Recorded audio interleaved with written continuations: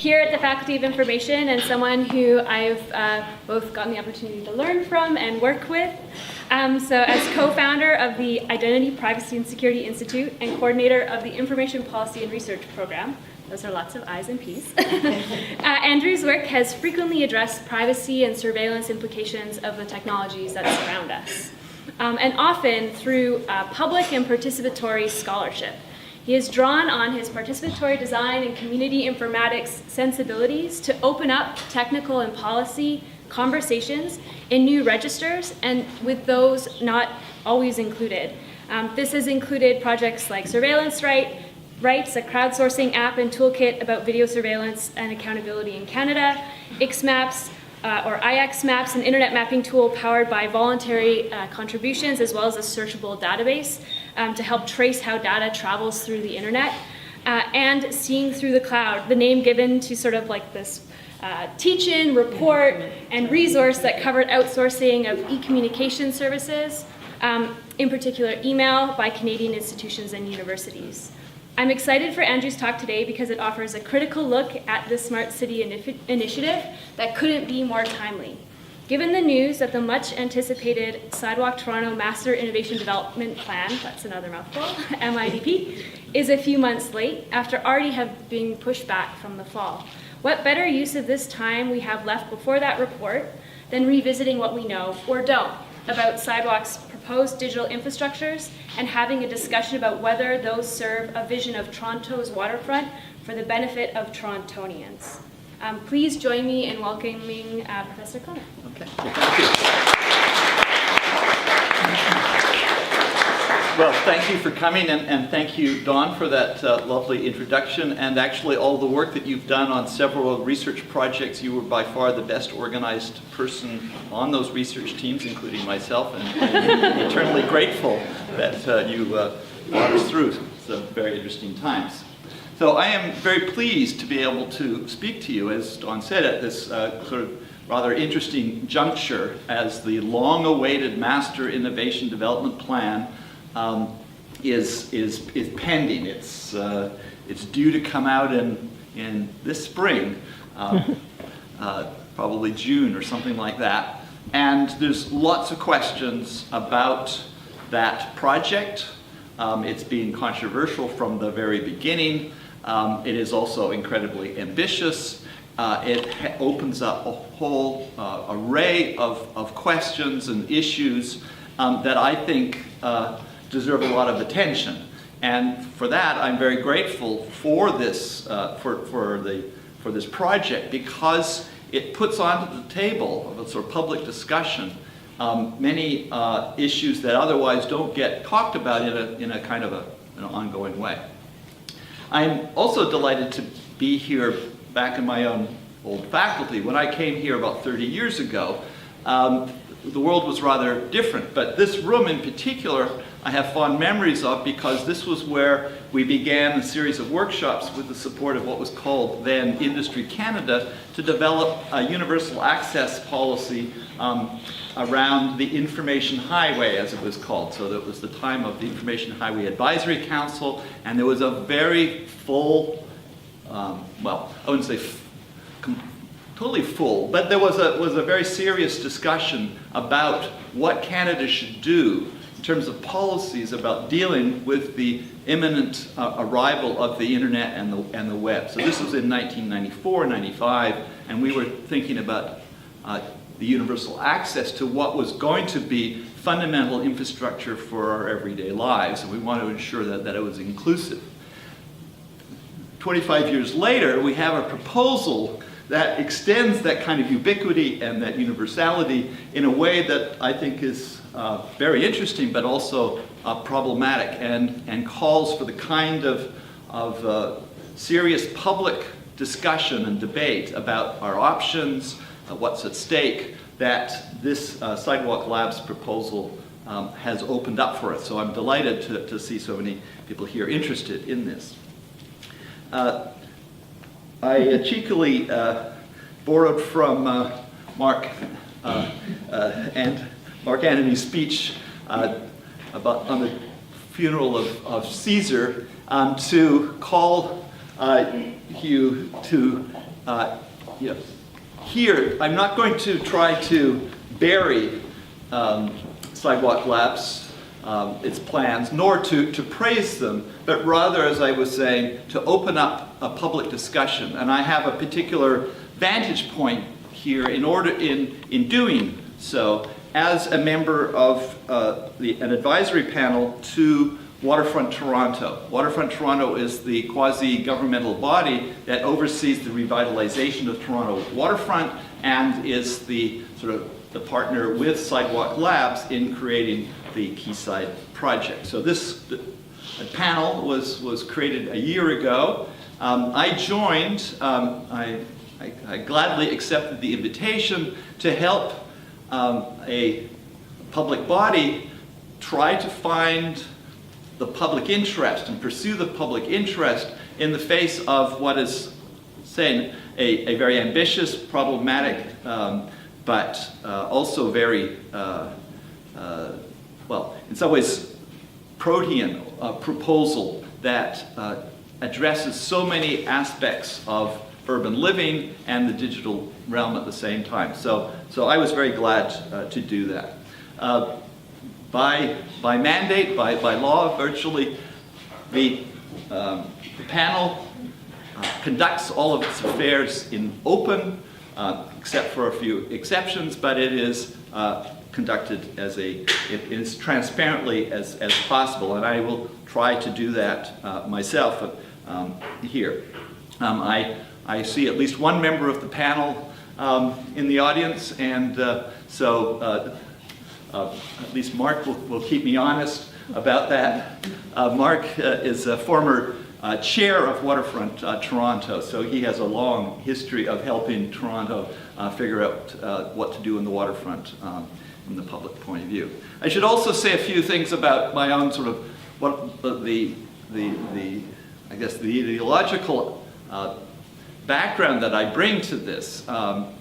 I've already indicated that I've been an advocate for the public interest in the universal access debates in the 1990s, and I still carry that. That's a very important aspect which is at risk when such a large corporation like Alphabet, Google, Sidewalk comes in with some very strong ideas and lots of money. And so I have some feelings about Google. I am an avid user of many of its services, and it is a remarkably innovative and effective organization that has, perhaps for all of you, become part of your daily life. At the same time, I'm highly critical of the way in which, in the space of 20 years, Google and now Alphabet has formed basically a global empire that's business model depends on the capture of very fine-grained personal information and communications and monetizes that, and it is far from transparent about how it's doing that. So you could say I'm ambivalent, at least in terms of this. I should also begin with a bit of a disclaimer. I'm speaking here simply as an individual, not on behalf of the Digital Strategy Advisory Panel that's advising Waterfront Toronto.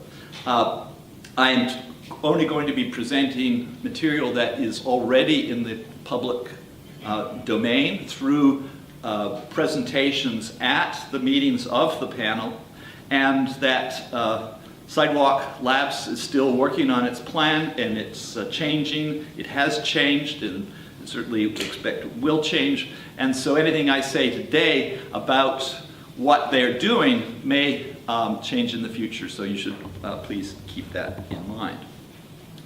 So let's start off. I'm going to give a little history tour of this project over the last year, and then I'm going to review some of the specific proposals around the digital aspects, the digital layer that they're developing, and then pose some broad questions that you might want to think about as we prepare for Godot, the MIDP. So it was in 2017, on October 17th, that this estimal group met to announce the partnership, or this initiative, the Sidewalk Toronto initiative. And it shows all the main characters here. So on the governmental side, we have the federal government in the person of the Prime Minister and the MP, Adam Vaughan, for the area of the waterfront that's affected, the Government of Ontario, former Premier Wynne, the City of Toronto Mayor and a councillor, and then two representatives from Alphabet, the CEO, Eric Schmidt, well known, and then also the subsidiary of Alphabet, Sidewalk Labs, Dan Doctoroff. So these are the characters, and these are the major players in this. Of course, there's a host of others that are emerging, and still many more to come. It's helpful to think a bit about the origins of this project, and they're perhaps more mythical than substantive at this point, because we don't know. There's a lot of interest in who did what to whom at what point.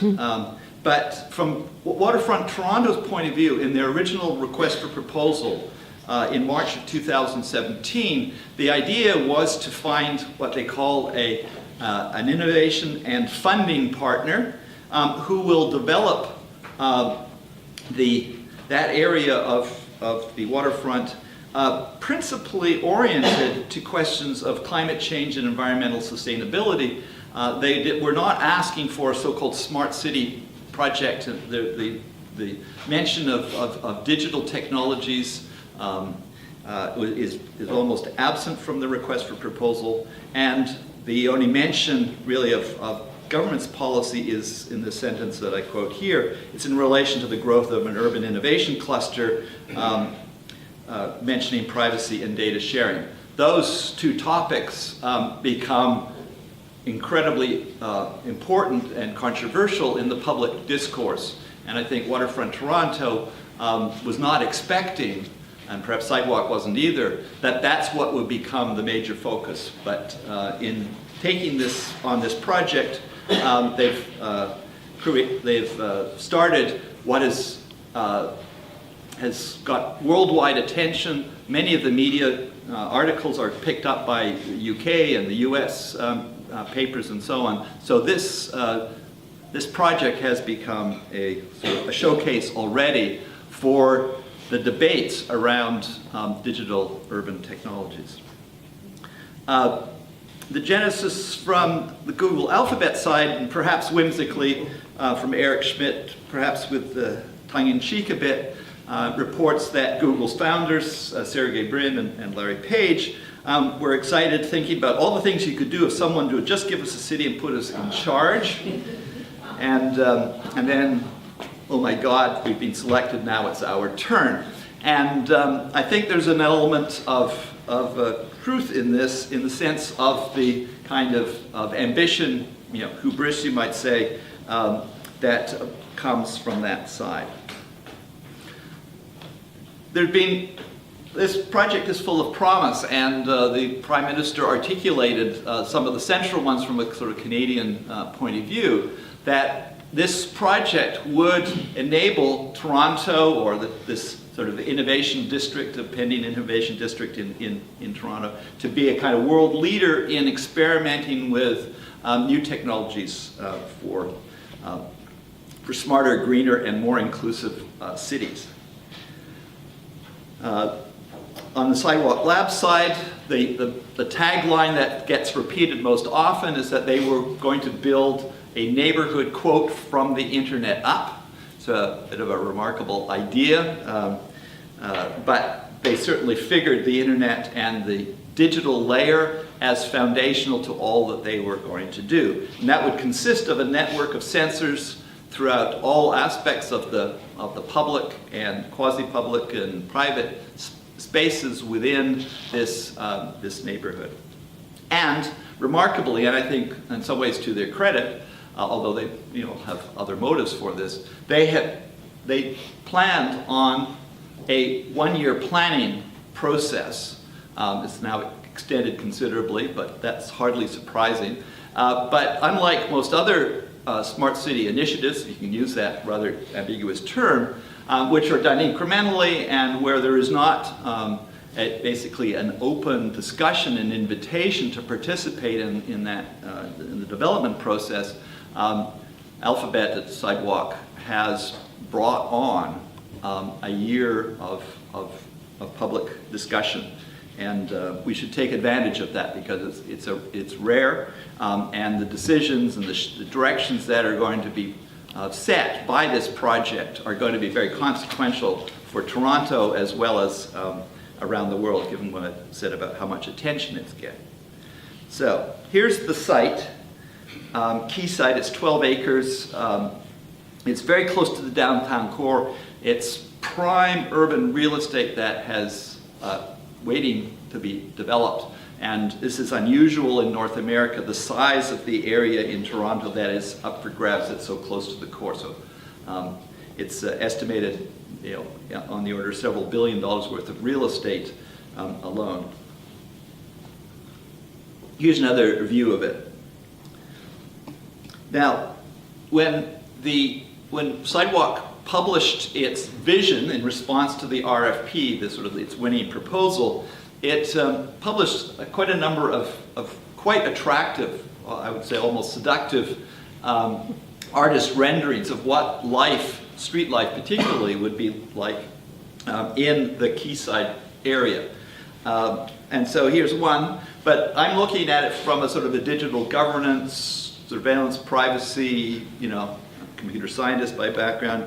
Where's the data? Where are the sensors? Because that is being figured prominently, and I couldn't find them. And I've looked through a lot of those, all the images I can find that they produced for an indication of where is the digitality, where's this digital layer, where is the neighborhood built from the internet up. And of course, it's notoriously difficult to render visually digital phenomena because they're so generally small and hidden and so on. Here's another image which Sidewalk refers to as the mobility solutions for the Eastern Waterfront, and they give a display of various kinds of mobilities. Again, no sign of sensors. Back in November, they published their plans, what the place is going to look like, so it's after some planning process. Again, I'm looking for sensors or indications of how is the digital going to play out in here. Along with that, they produced these images of what they call a stoa, sort of from the Greek, building raincoats so that when the weather becomes inclement, street life can continue.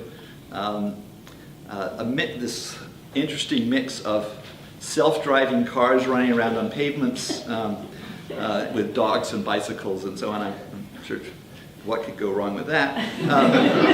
But that's part of the utopian vision here that is being, I think, easily read into these. But again, no sign of any of the sensors. And likewise here, a big deal has been made out of this mass timber construction. There's been much more discussion of building raincoats and mass timber around this proposal than there has been any substantive information that Sidewalk Labs has provided about what its plans are in this sort of the digital realm. Now here's another rather different rendering of all the different things that they can do in Keysight as a test bed for trying out new urban ideas. But again, I searched in vain for evidence of the sensors or the digital infrastructure at work. The closest that comes in their drawings, and that's very hard to read, I realize, it's very washed out, isn't it? Anyway, the digital layer is at the top there. I thought it would be at the bottom, but anyway, that's as close as we get. So back to November 2017, another aspect, the promise of this project was not just that it was going to develop all of these interesting transformative technologies, but they were going to do that in a way that engaged the citizens, the residents of the neighborhood, Torontonians. And this is an opinion piece that Dan Doctoroff, the CEO of Sidewalk, and Will Fleisig at the time, CEO of Waterfront, published about how this was going to be the plan that was going to come is something that we will spend the next year co-creating with the city and the local community. And for me, I have a background in participatory design of bringing users and developers and designers together in processes of iterative prototyping as a foundation for deciding and designing sort of through a process of mutual learning and engagement, and this is what I thought that they were planning. So the question would be, what does the public want, and how can you have a public discussion about this in a consultation? And at the time, Sidewalk Labs, I think, had 13. Shari, can you tell me, because you were part of this? There was 13 different public engagement processes, of which one was Sidewalk Fellows, which Charlie, one of the master's students here, took part in it. They did a terrific job. There were town halls. There was even something involving the Scouts or Cub Scouts and things like that. Yes, for kids. The YMCA. A variety. A reference panel that was selected. They selected 36 randomly from 2,000 applicants, or some huge number. So it was a very elaborate array of forms of what was called public engagement. So at that point, in October 2017, one could look forward to a serious co-creation and enterprise. I'll say a bit more about that later, because that turned out, I would say, to be rather disappointing, particularly in the area of digital aspects, the digital layer, because they said nothing further substantive about their plans until December of last year, when on our committee, our panel, we invited them to finally tell us something. So this is the timeline for the past year of sort of developments and controversies within the project, highlighting specifically the digital governance aspects, because that's what I'm focusing on. There's a huge number of other things that are left out, and I don't have time, but I'd be glad to address questions about them. So Sidewalk Labs has on several occasions responded to the controversies around privacy. What are you going to do with this data? What are you collecting? Are you going to make money out of it? First of all, with a responsible data use policy framework, which was rather draft form in May of last year. Our first meeting of the panel, the Digital Strategy Advisory Panel, was in May. Very soon after, one of the members resigned because of concerns, among other things, about the confidentiality agreements that we were asked to sign at that point. In July 31st last year, the first publication of the agreement that had been signed back in October came out. It was called the Framework Agreement, and it had been held secret, basically, even from the City Council until then. And that came out with the so-called Plan Development Agreement, which sort of overrode that Framework Agreement. And that sort of broadened some of the aspects of the plan, and particularly for the first time, it included a section on dealing with digital governance and privacy and so on. At that time, at the same time, the CEO was asked to resign. So there's a lot of controversy. There's another resignation then as well from the board. So there's already signs of considerable controversy around this project. In October, Sidewalk Labs proposed a civic data trust and other forms of data governance models, and I will discuss that a bit later. But just at that time, another member of our panel, Sadia Muzaffar, resigned actually before the meeting, very concerned that Waterfront Toronto was not providing the kind of leadership, particularly in the policy development around digital governance. This is a public policy matter. A number of us share her view. The policies that define our rights and the mechanisms for regulation of data are a matter of public policy and need to be developed through public policy processes, not determined by a private corporation. And so several of us threatened to resign about that, and there were some moves that mitigated that for us. Interestingly, at the same time, or immediately after Sidewalk had announced its proposals for data governance, one of their advisors, very prominent former privacy commissioner here, or information privacy commissioner, Ann Kavukian, resigned because she felt that Sidewalk had not lived up to its promise of following privacy by design principles, and in particular that all data that was collected as part of this project would be de-identified at source. And that was sort of a baseline from her point of view. And at that point, I'll talk a bit more about this later, Sidewalk pulled back from that promise, although it's a bit ambiguous as to how much they could have done anyway. But anyway, that was another huge controversy. That got worldwide coverage, media coverage.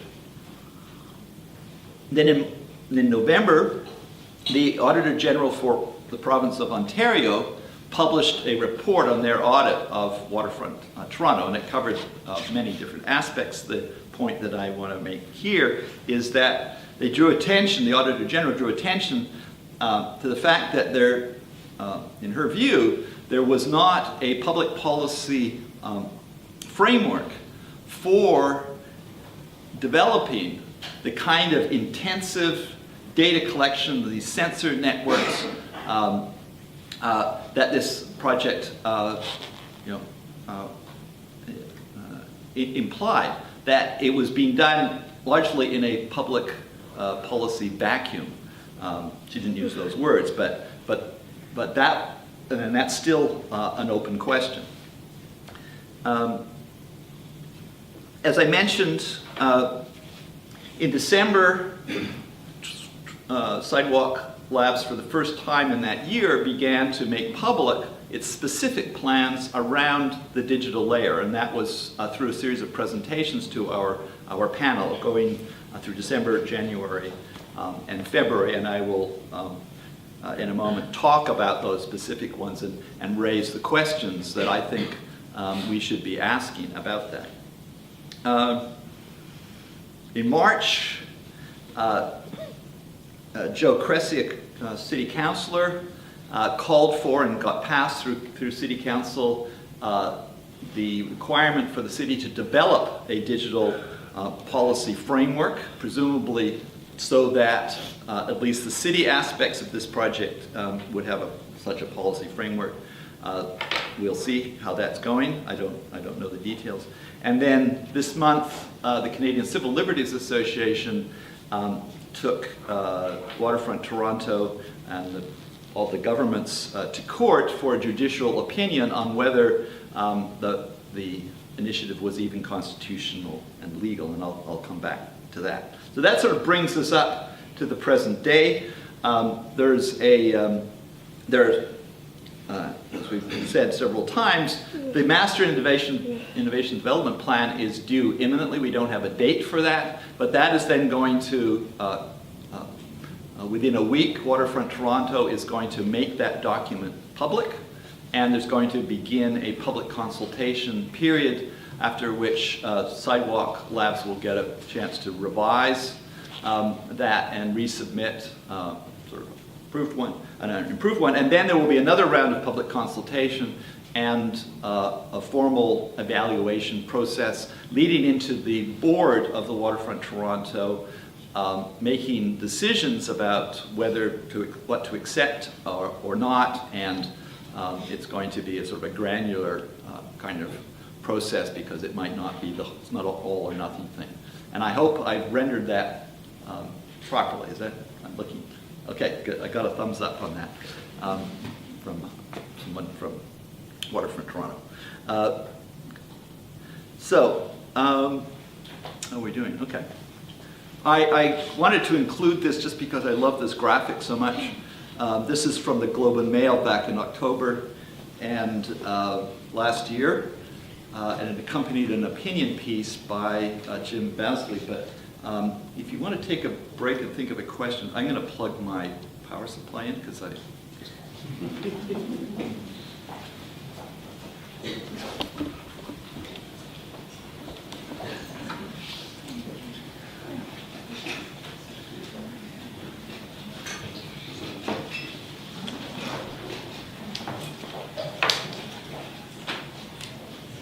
Any questions? Okay. So what we're going to talk about now, or what I want to introduce you to, are some of the proposals that Sidewalk Toronto has made to our panel in those meetings in December, January, and February. And these are decks of dozens and dozens of slides, and so I'm only going to be very selective for time reasons, obviously, and I can't do fully justice to them. And there's a lot of thought gone into them, and they're worth study. But I'm just going to touch on a few highlights, and of course I'm looking here for the questions that are still open, rather than trying to present them in a sort of a rounded and balanced way. So, looking at the backbone infrastructure, what Sidewalk Labs has proposed, and I should just repeat that when the MIDP comes out, it may or may not have this. They may have changed it to, so just keep that in mind. But what they've proposed is what they call a super-PON, or super passive optical network. And passive optical network just seems really a weird thing. But what it refers to is fiber optic cabling that can plug in, can be extended without having to have amplifiers and intermediate sort of powered routers and so on, so that it so greatly reduces the complexity of at least the deployments of these of networks. In this case, the super-PON network that they're talking about has a radius of, I think it's either 50 kilometers or 25 kilometers, so it can cover a whole urban area, right? The whole of the GTA could be covered by this single network without having to put amplifiers in between, and it would be the basis for urban fiber, basically. Now, Keysight is 12 acres. And Keysight in the waterfront is already served by a company called Beanfield that provides gigabit internet access throughout that, and Waterfront Toronto has a contract with Beanfield.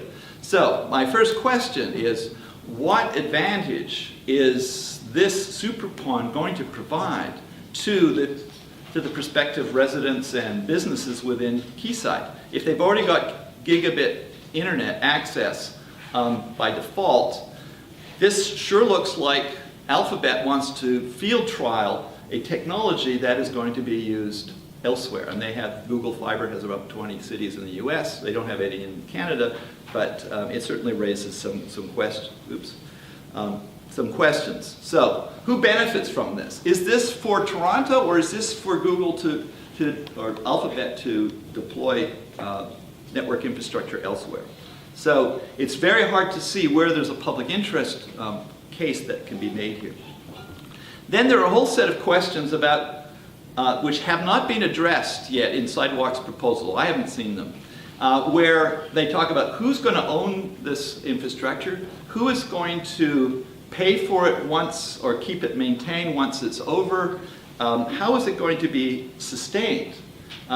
When you're building infrastructure, you have to think of the time horizons of decades. And that, I think, is also getting lost, or it has not come through in the Sidewalk proposals yet, as to how they think about providing something for an ongoing city rather than an extension of a lab where you put things in and try things out, and you don't have to worry so much about the long term. It's a very challenging problem, and I don't think they've addressed that. And They have not, as far as we can tell, actually discussed this yet in a substantive way with Beanfield, and they're going to have to at some point. So it's very odd to me that after 18 months, they have not done some of, or at least given evidence of some of the most fundamental things that are required in building a digital layer. So that's rather disturbing. It also suggests that they're thinking of Keysight as kind of a digital island, in that it doesn't have to relate to other aspects. They can try these technologies out. They don't have to deal with these other stakeholders. And that is also very concerning if you think of this as a city building project. And then there's some general issues that come throughout as to who's going to own this, this equipment, what jurisdictions are going to apply. That's not addressed, and then who's basically responsible for its operation. You would think that at this point we would hear about those fundamental questions of ownership and jurisdiction and responsibility. Let's look at the sensor network that I've been looking for.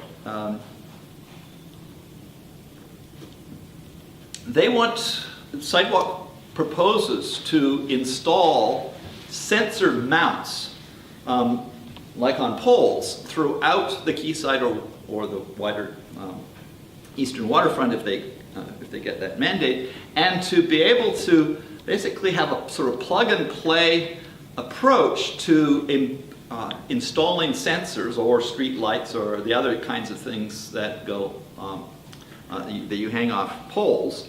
And they refer to this as sort of the USB port for the city. So how wonderful USB ports have been for our devices, that we can plug in all kinds of things, and this will radically ease the development or installation of sensors throughout neighborhoods. They refer to this as Koala, which they've already trademarked, I'm not, the illusion here is that it's a cute thing that hangs off a pole. I propose cheekily that a more appropriate metaphor here would be an American eagle, sharp-eyed and so on. But that was whimsy. This could be used for installing 5G antennae, which raises a whole series of other questions about 5G. It's highly controversial at this point. You know, there's health and safety issues with these high-powered transmitters that, you know, so close, and so on. So there's a whole lot of issues there that have to be addressed. Whoops. Again, I raise the question: who's going to benefit from this kind of operation? What if they simply provided regular Ethernet, as they have available there, and power to every bit of furniture, and then it could be used for a much wider range of things than having to have these very fancy devices that can hang, because they're contactless. They do an inductive power transfer, and they have to develop new standards for that. That seems a bit contrary to their idea of catalyzing local innovation. Has an analysis, well, there's no evidence that I can see that they have analyzed the sort of pros and cons of enabling ubiquitous sensor networks. There are a number of very obvious downsides that people keep pointing out if you are living in an area of ubiquitous surveillance, the capturing of information, and there's no analysis of that. The only thing that they say are the positive benefits. They have not engaged, I would say, well, one iota of taking seriously the question of problems with of ubiquitous surveillance. Again, like the super pawn, there's no evidence, at least in what we've seen, that they have actually engaged in discussions with the City of Toronto sort of public works about whether this would actually be advantageous to the City of Toronto to have these new forms of sensor mounting in the city. Again, it's suggestive of this treating Keysight as sort of a digital island where you can do these things that you don't have to worry about the other part of the city. And sustainability, who's going to keep these things maintained and so on. And also the very familiar issues I just mentioned.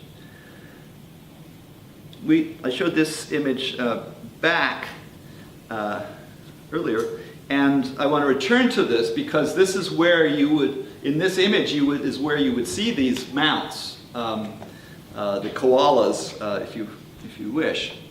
Now, Sidewalk Labs has been working on developing a set of icons for digital transparency, and I have I think it's a great project of theirs.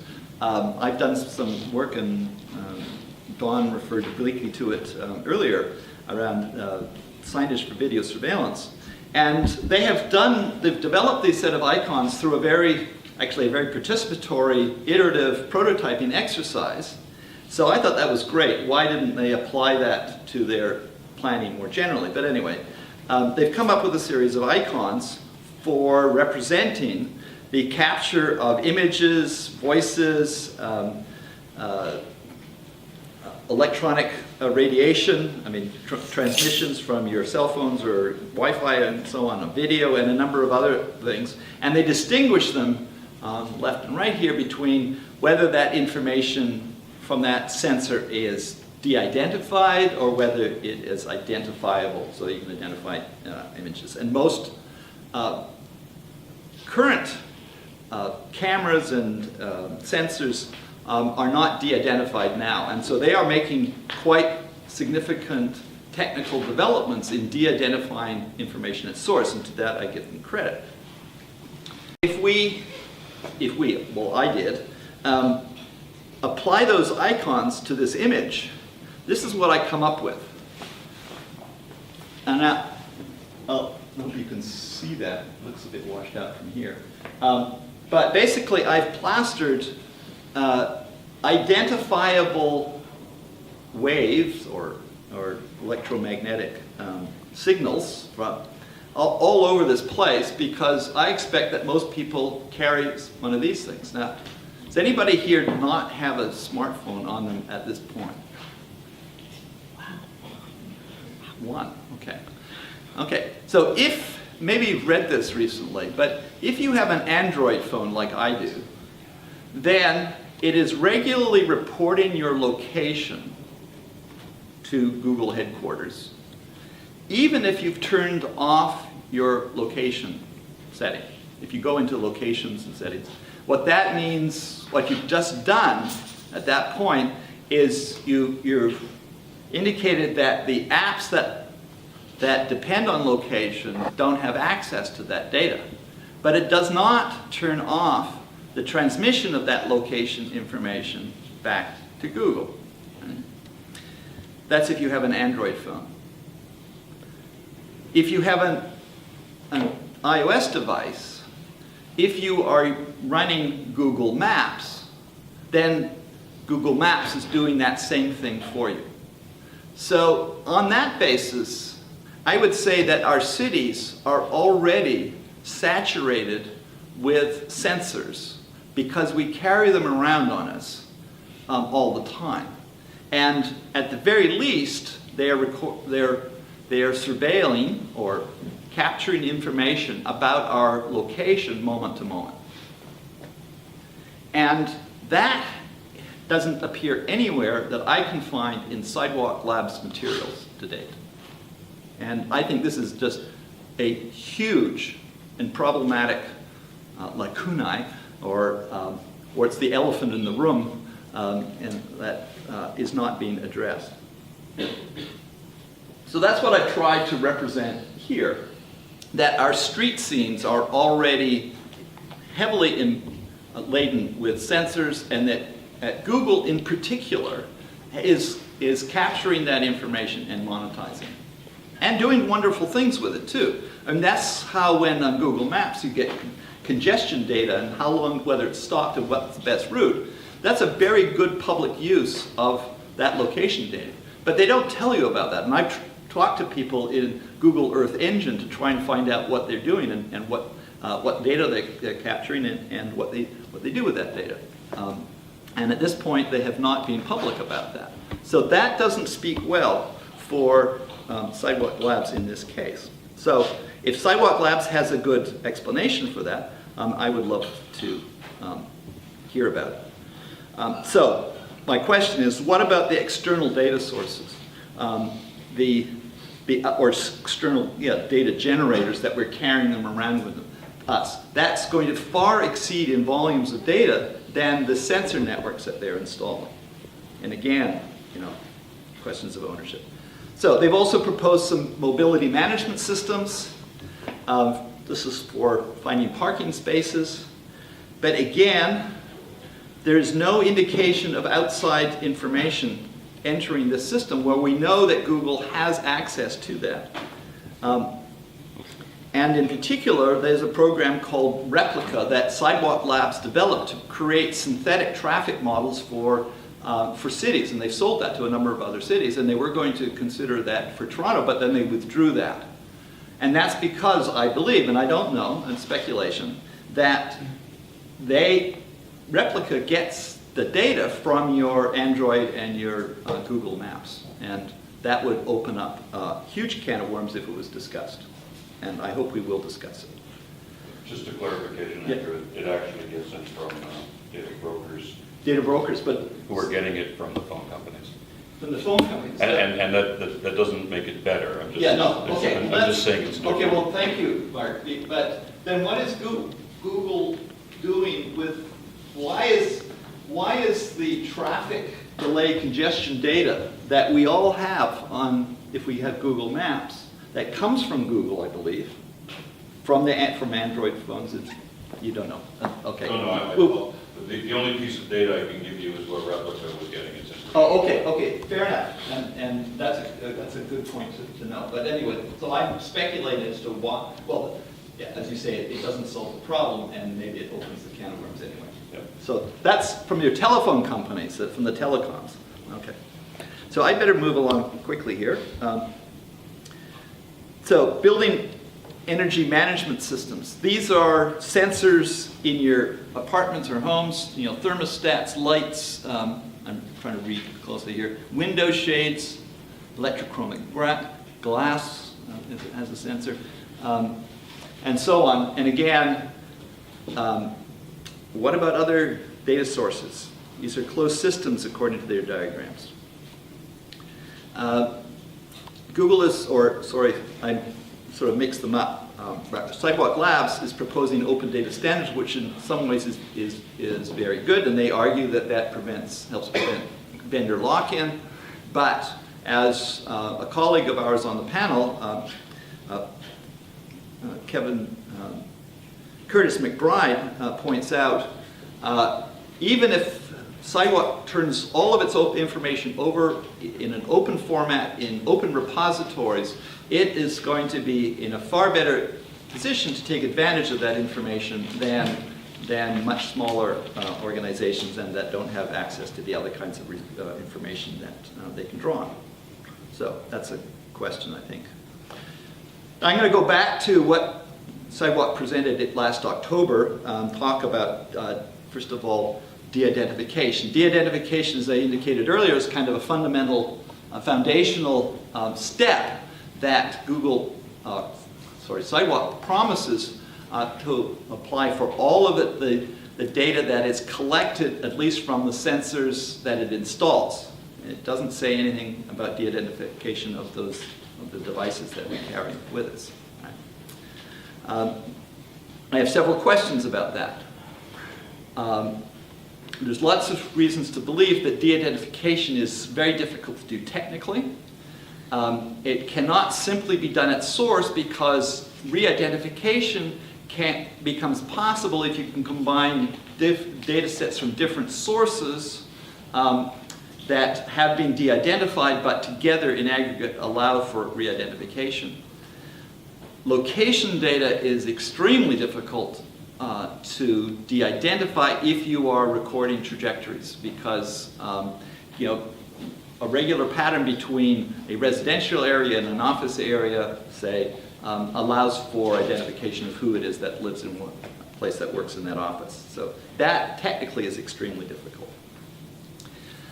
Now I have a bigger beef with the proponents of de-identification, because I'm concerned about what is that de-identified information going to be used for. It's my data to start with, and I want to know whether it's going to be used wisely or not.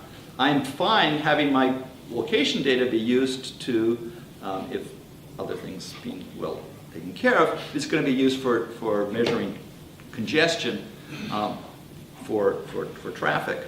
But I'm not okay if it's going to be used for micro-targeting me in political campaigns. And that's exactly what was happening in the Cambridge Analytica scandal. And I think that case opens up it's a sort of the tip of the iceberg that shows the way in which the sort of, I'd say, the out-of-sight trafficking in personal information, even if it's de-identified, can still have very toxic purposes. It was used in the Brexit campaign. We don't know whether it was effective or not, but it was used for that, and also in the US elections.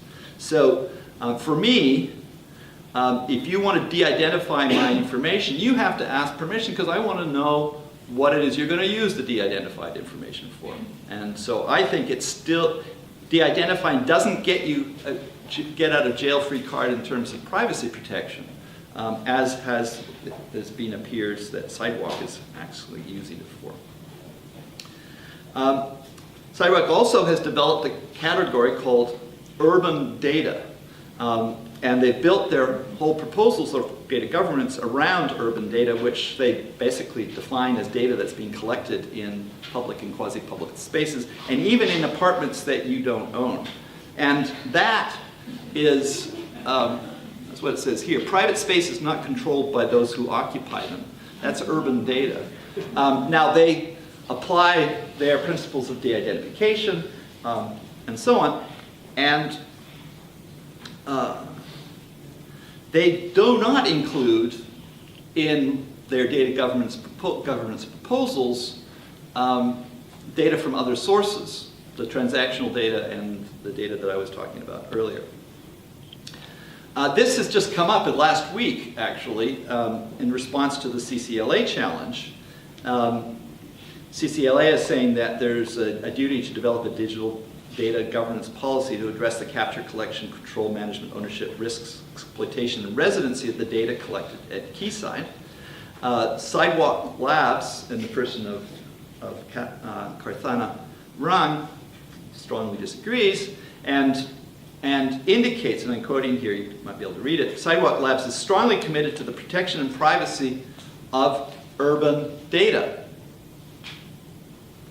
We will not own, sell, or store any data. Decisions about the collection and use of urban data should be up to this independent trust, and I'll talk very briefly about it in a moment. And then further on, they want to ensure that urban data is only used in ways that benefit the community, protect privacy, and so on.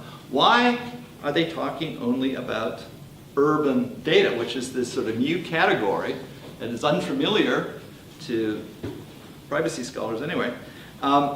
And they're not talking about personal information, which is what they are collecting. If you have cameras that are collecting facial images, you're collecting personal information.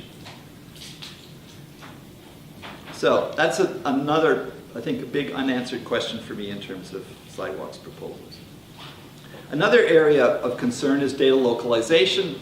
And back in October, Sidewalk basically said, because they've been hearing from in their town halls and so on, round tables, I guess, that Canadians wanted their data kept in Canada.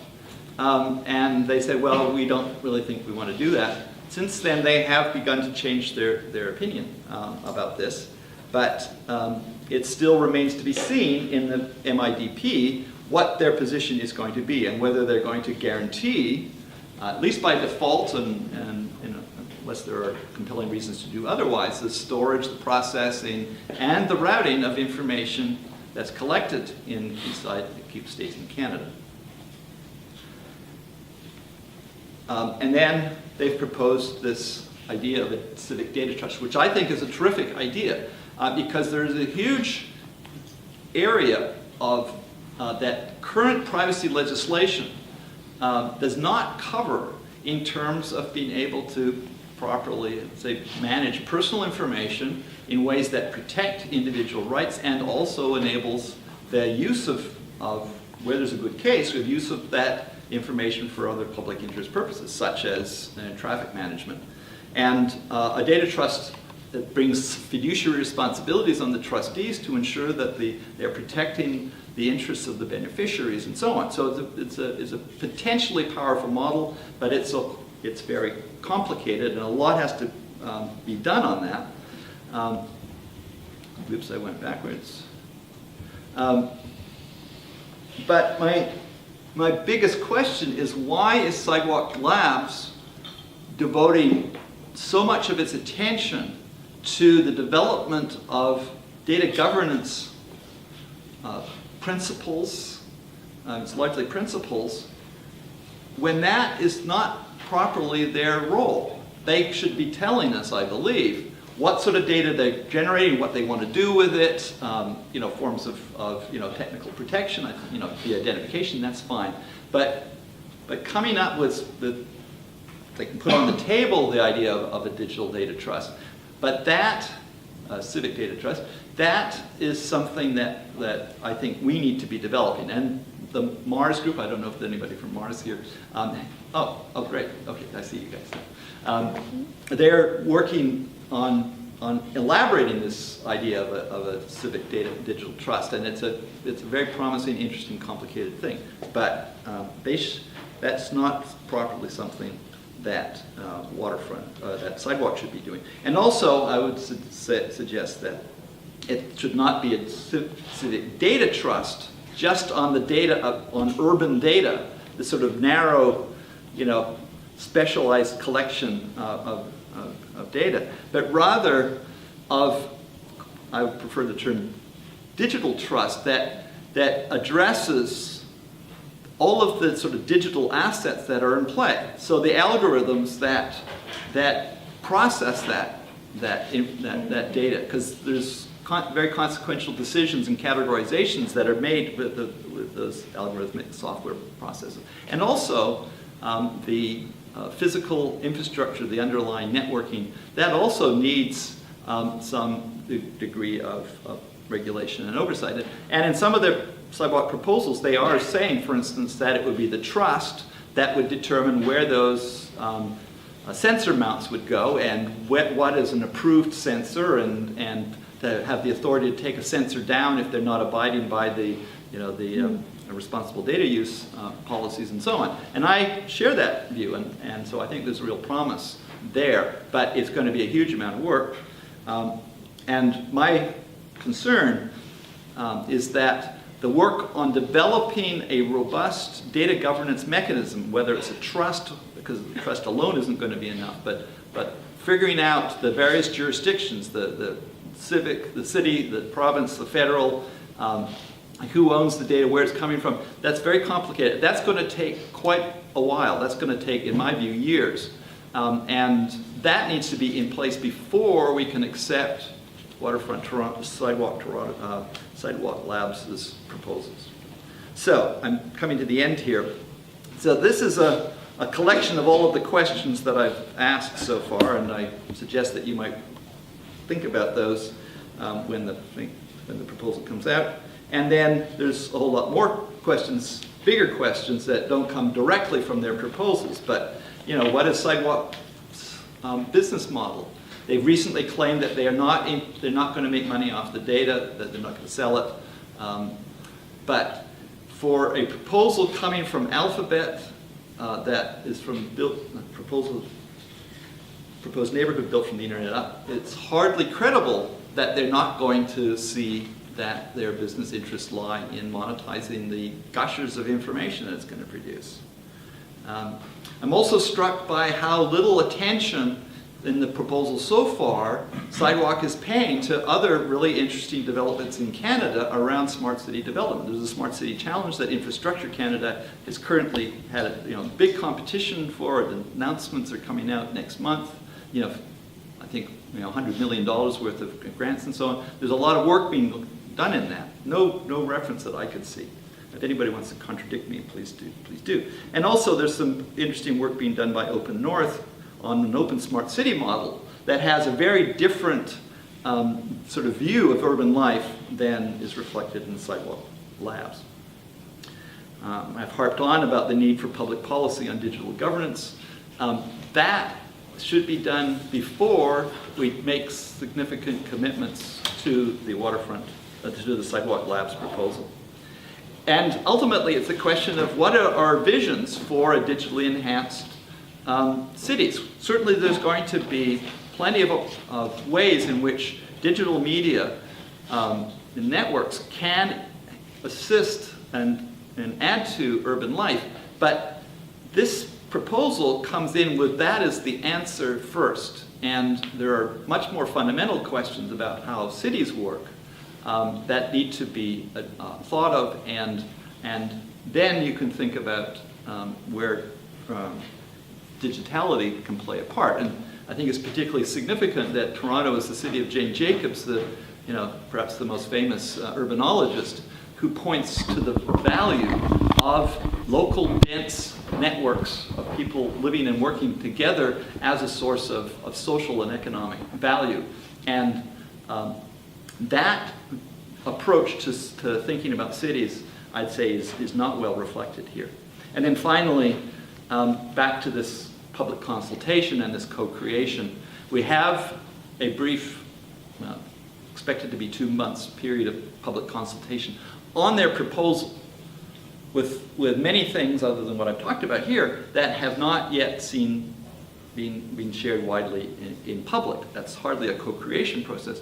And the vision and the direction that MIDP document will set will be very hard to shift if all you've got are 2 months to comment on it over summer.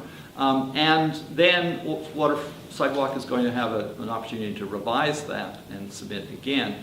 And my concern is that they will only make minor modifications because they will not be in a position or have an interest in actually thinking fundamentally about what they should be doing in light of what Torontonians want. And that, I think, is a terrible missed opportunity, but that's the situation we're in. So I hope that gives you some fodder to think about.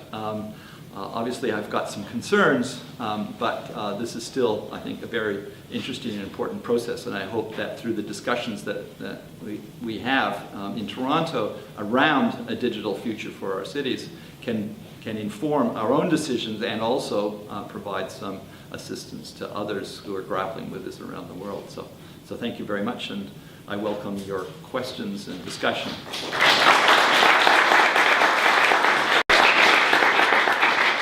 Yeah, so I'm happy to take questions. Yeah. Thanks for sharing with us today. Obviously, the questions that you had up are not mutually exclusive, but given the time frame, if you wanted to prioritize some of those questions for researchers, students, and concerned citizens to explore, what would be in the top couple? You mean like in these? Yeah. Like with some urgency, right, to answer? Okay. Are you looking for a project to do? No, just curious. Okay. Well, I can't quickly say this is the real one. I would say that, and research, just to comment on research is principally driven by what people are passionate about. So there's enough questions here and enough people in the room. So if you picked one that you thought was really interesting to you, that's the one to do. It's like, what's the best exercise? It's the exercise that you will actually do rather than the one that your doctor might recommend. But the fundamental issues, and I have sympathy for the CCLA's position, and also the Auditor General and others, about the fundamental importance of treating this as the primacy of a public policy process, so that because this is effectively going to govern urban living. And that discussions about that properly belong in the public realm in a well-facilitated, legitimate public consultation. And I don't think that the public consultation or the public engagement that Sidewalk has engaged in meets that criteria. And so I don't think it can be relied upon. Whatever they say about how they've listened, and certainly they've shifted their position, and they can point to areas in which they've sort of heard what people are saying, but it's very selective. And so I think that, to me, it's about democratic process. That's fundamental. If you don't get that right, then you're off on weak ground. And then there's lots of other stuff around, I would say, this calling out the full range of ways in which we're in an information school. Where's the data? What's all of the data that is actually coming into play that's going to be used in these applications? Tracking that is something that we've tried on the panel to get them to articulate a model for their information architecture, and so far we haven't got that, but that's another promising area. So, 1, 2, yes? Sure, so my question is, how effective was it, people like Ange Bakian or Sadia leaving the board? So it seems like it might have been more useful for them to stay on board and to continue that conversation as opposed to just leave. Well, I can't speak for them. I've talked to Anne quite a bit about afterwards because we've known each other for a long time. A question of effectiveness in something that is this dynamic and where there are so many actors and sort of tensions and agendas and things like that, it's very difficult to say whether it would be better or not. I suppose I can speak for myself because I was one of those who said we would. There were 3 of us who said we would resign unless there was a shift in the relationship between Waterfront Toronto and Sidewalk Labs around the question of who's in charge of the digital governance aspects. And I'm glad I stayed because I feel I've at least made my voice known in ways. But also I would have to say that both Sadia and Kavukian, their resignations drew a lot of attention, right? Particularly for Anne Kavukian, obviously, as it was picked up by the Guardian and the Seattle Times and the Washington Post and so on. And so it helps bring attention to this issue. And I think in Kavukian's case, is Anne here? Okay. She had made her point very strongly, and she had made the point when she signed up. She said, I'm quoting here almost, I'm going to be a thorn in your side, those are the words he used, if you don't go along with this principle of de-identification at source as a bedrock. And I basically support that, at least in these censored networks, right? So she got a lot more coverage and a lot more, I'd say, attention to that issue by resigning than working quietly within. But that's always a contingent decision. It depends on a lot of things as to whether working, one way or the other. And it's very difficult to judge that for other people. At the back. Andrew, thank you for this. I'm really happy that you're working on this and that you're on board and you're bringing your observations. I just wondered, you didn't cover it as far as I could see, the long-term plans of Google, that Google might have.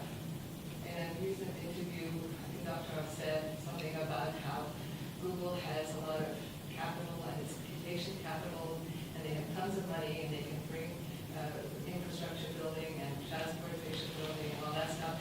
And in exchange, it wouldn't be unfair if they got some tax money. Yeah. And I just wondered if you know anything more about that. It was a very kind of brief reference to this, and it's sort of hard to see this whole project from my point of view with my president table, and you probably know what they are, as kind of some sort of digital imperialism. Meaning that all these innocent, sweet Canadians just kind Well- of throw the door open and do whatever you want. So, do you know any specific? I do not, and I know that there's a lot of controversy about this. In the Toronto Star reported, I think it was in November, this presentation to the Alphabet board where they sort of displayed their ambitions and the particular model for financing. I don't know better than anybody else about that. I mean, obviously, I'm very wary of that.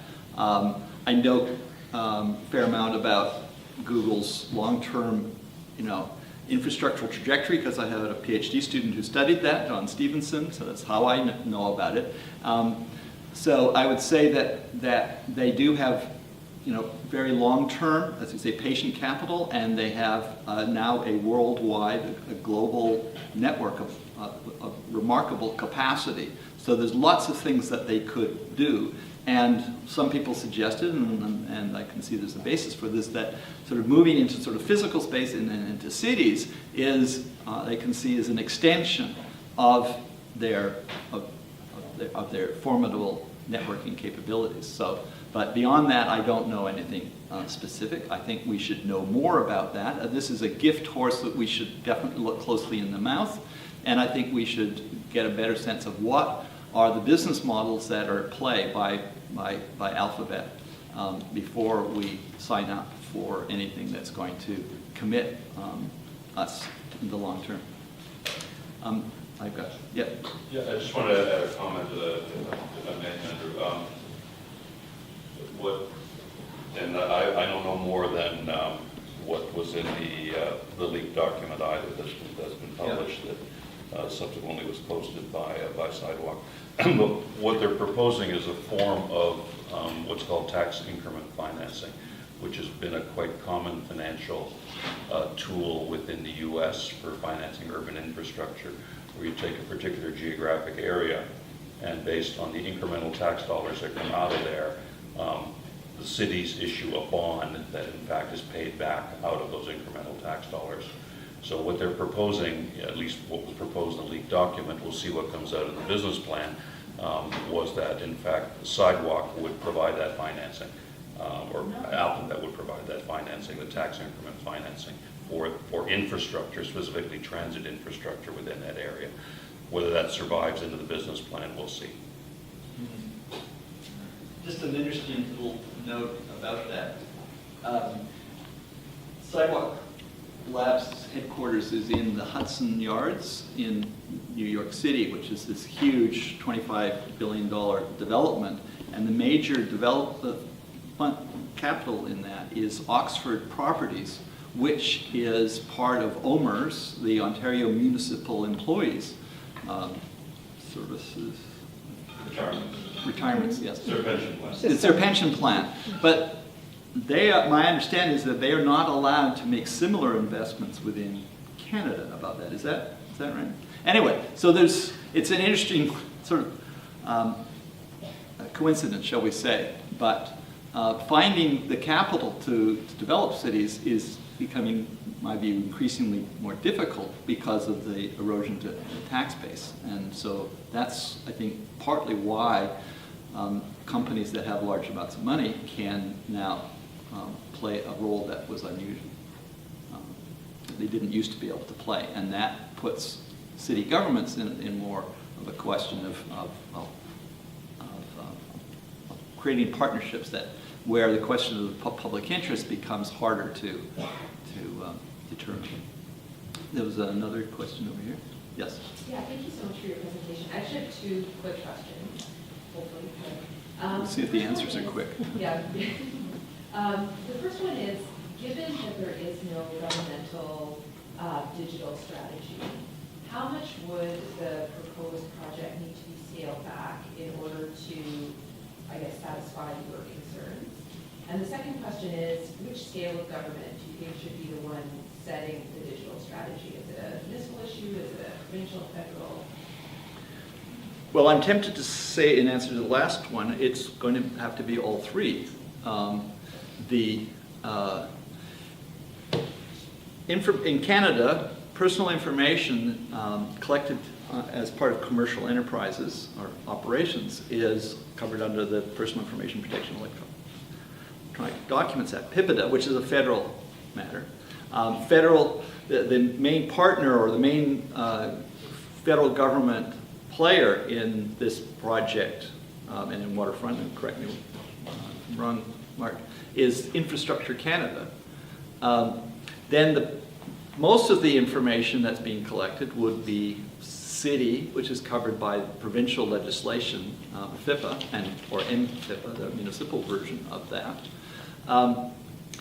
This is partly a matter of national, I guess, economic strategy. There are discussions based in Ottawa around a national data strategy, as it's being referred to, that are certainly important. What happens in Toronto in terms of sort of stimulation or inhibitions of the sort of tech sector are of a national scope, and of course, it's, more local. Obviously, the city is deeply implicated and needs to be involved. In terms of whether it can be scaled back, one thing that occurs to me, and this is only speculation, and there are all kinds of limitations about this, but if they go ahead with some of the physical building, one of the things that I would propose, and it's in line with what they've actually said themselves, is that they lay conduit for the installation of the sort of the data infrastructure, the digital layer. They build in conduit so that others can build out, if necessary, the digital dimension without having to rely on that being part of Alphabet. And their engineers, I think, are quite correct that this is, and they've put in specifications in their proposals back in February, I think, for doing such a thing. And that would be very helpful. That would be a way of severing the thornier digital dimension from the rest of it. Now, Sidewalk Labs doesn't have much experience building cities. They're new. But that's, I'd say, above my pay rate, or it's outside of my realm as to whether that's the appropriate thing. But if you're going to sever it, that's how I would do that. Now, please put up your hand if you want to ask a question. And if you don't, you got 1, 2, 3, 4. So at the back, yeah. I'm just wondering how familiar you are with this smart city issue as it's come up in Europe, in Barcelona, Amsterdam, and Estonia in particular. If these kinds of questions have been asked, and how some of those concerns have played out, and sort of what have been some of the advantages and disadvantages of how they've done that. Yeah, thanks. Well, I do not have a background in digital cities or smart cities. I may have come to that lately.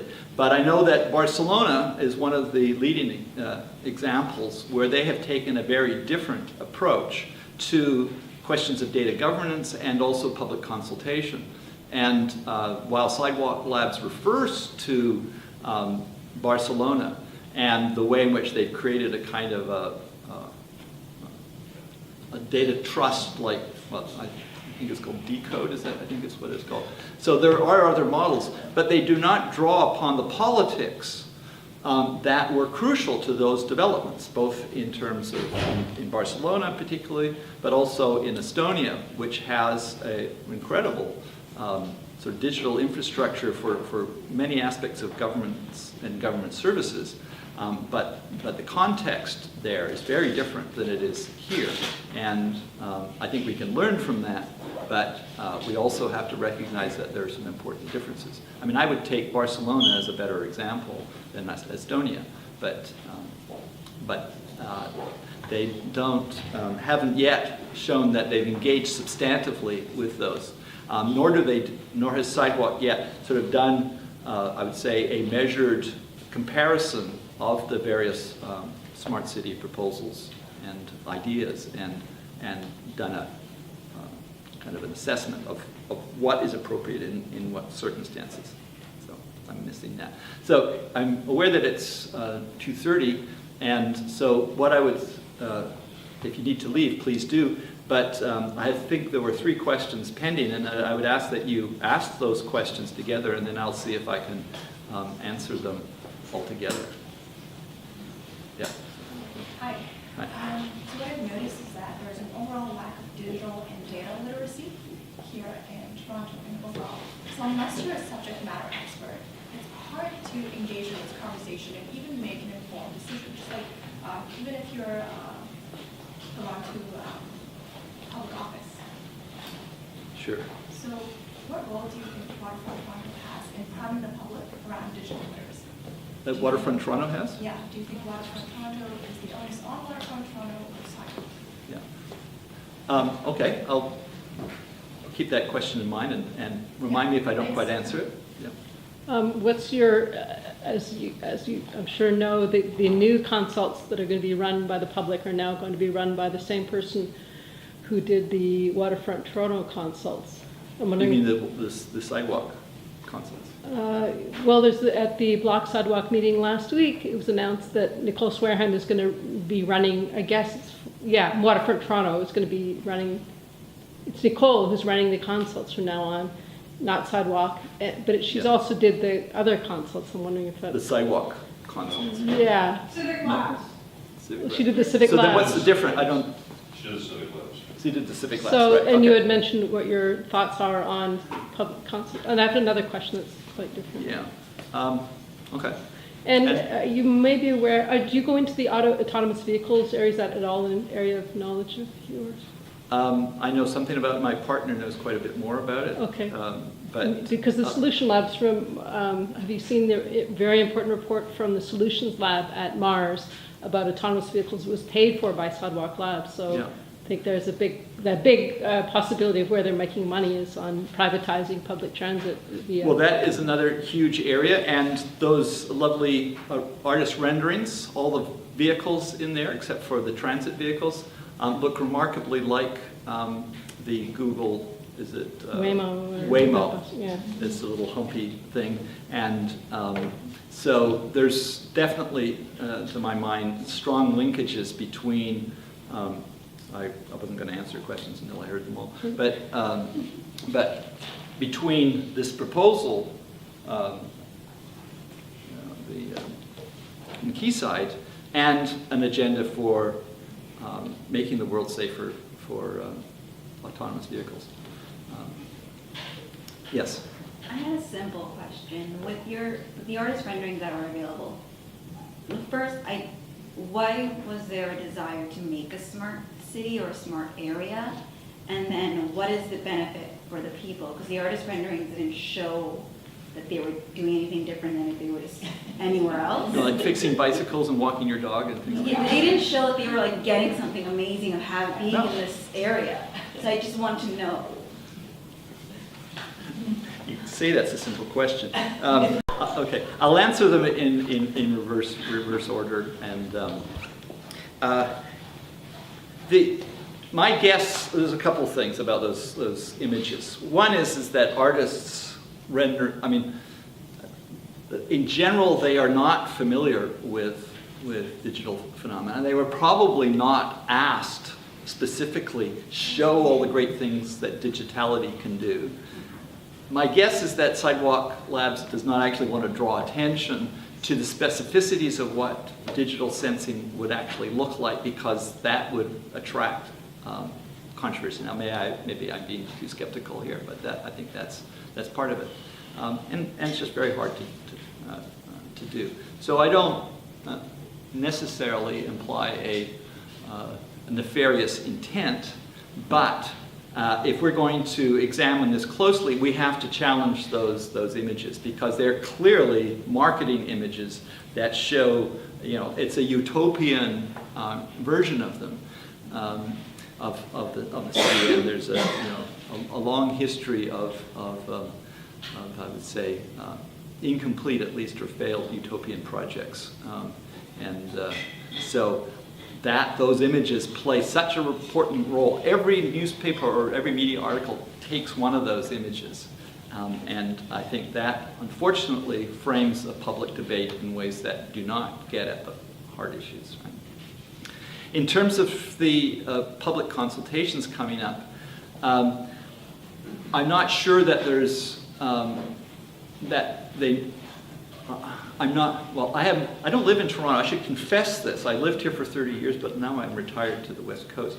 And so I fly in and out to come to the meetings, but I have not been to the consultation, so I rely on others to tell me about this.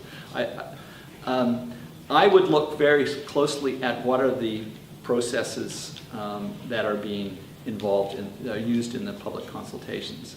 I have a lot of concerns about what I've heard of the Sidewalk Labs organized ones, less so about the Waterfront Toronto. Waterfront Toronto has a long history, I think, of having put on, I'm told, very good public consultations that actually do open up a hard question. But the Sidewalk Labs ones appear to have been carefully curated in ways to keep discussion in certain directions. Everything from here on is a Waterfront Toronto-led consultation. Okay, yes. This is the man from Waterfront Toronto. Do you want to say something more about that? Okay. But that's good. Yes, that's an important thing, and I should say that. And just to the first question that you asked, and could you just remind me of the key point? Digital literacy. Yeah, digital literacy. Well, who amongst us considers ourselves fully digitally literate? I've been working in this since the 1970s, and I do not feel that I'm digitally literate with many of these things. I just learned that TikTok is somehow popular, right? What's that? So all of us bring partial knowledges to this, and so there's certainly a lot more that we could learn. And any public discussion that is going to have a deliberative ambition to actually formulate direction needs to have built into it a strong element of improving digital literacies in a broad sense, political, economically, as well as just technically. And we haven't seen much of that. On our panel, we have called for that repeatedly, haven't we? Is that fair? And there have been some efforts by Waterfront, but Yeah. lots more to do. Yes, lots more to do. And also Waterfront Toronto is there anybody from yes. Well, you're new to Waterfront Toronto. But Waterfront Toronto historically has been a real estate development organization. It has, I think, this is speaking personally, it has found itself in a digital swamp, or landed there, or maybe that's swamp's not the right metaphor, but it did not ask for this. And it has not the capacity, and our gentleman at the rear is the first person who, as far as I know, who's been hired, who brings an information privacy sensibility and knowledge to this process. So Waterfront Toronto, I wouldn't look to them alone. They have got a lot to learn about this themselves. So I don't expect that they alone can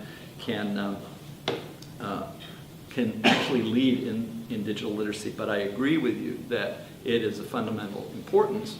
But I wouldn't say that the discussion needs to be confined to those who demonstrate high digital literacy. This is a democracy. People make all kinds of important decisions, voting, where they don't know a lot about the subject.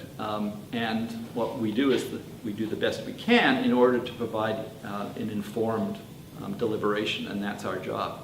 At least I see that's my job as a public educator, and I think that should be the job of all of those who want to participate in this, is to help others to participate effectively by learning, helping them learn, and responding to questions and so on.